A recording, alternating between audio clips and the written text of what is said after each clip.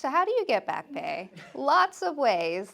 I think most of what we deal with here is through getting disability compensation. The way that VA is going to work on getting that back pay is from the time that you file a claim. That kind of starts the clock ticking on when you're going to be eligible for those benefits. And so the clock will start ticking as you go through the process. The quicker everything is kind of granted, the less back pay you'll get, but you would get your payments each month going forward much quicker. For more complicated claims where it's taking a couple of years, sometimes that back pay payment can be much larger, as well as the payments that you get moving forward. But the amount of back pay that you get has so many factors that are associated with it. For example, what is your rating? If you're rated very low and your initial back payment is very small, ways to increase that back payment is by increasing your rating, going back to that original claim.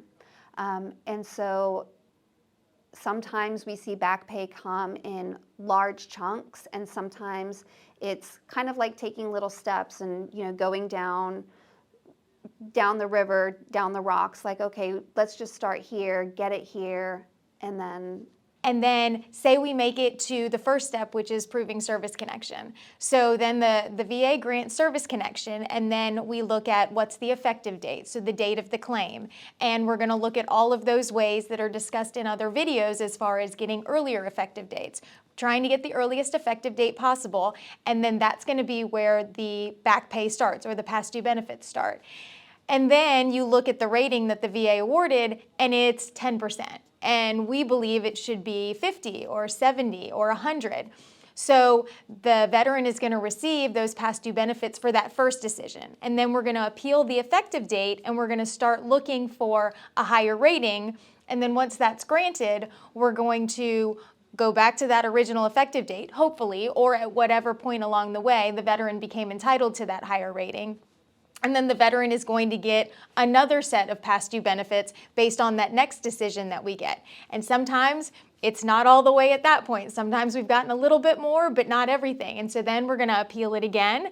And if we are successful, and hopefully we would be if we know that the evidence is there, then we're going to be looking at another decision and another set of past due benefits. So ultimately, as much as we wish sometimes that we could just, file that claim or file that appeal, and the very next decision was going to be the end of the road for the veteran as far as that claim is concerned, and all of the back pay is going to be paid right then, sometimes that's not the way that it works, and it has to come in smaller chunks. But essentially, we're going to keep appealing it and appealing it and appealing it until we get that final decision that is the most that we believe that the veteran is entitled to. Yeah, so I know that with each percentage point that you kind of go up, the amount that you get paid goes up. And even just the difference between 90% and 100% almost doubles that payment. Mm-hmm. And so really getting as high as you can, as far back as you can, as far as your rating, is the best way to make the most in your back pay.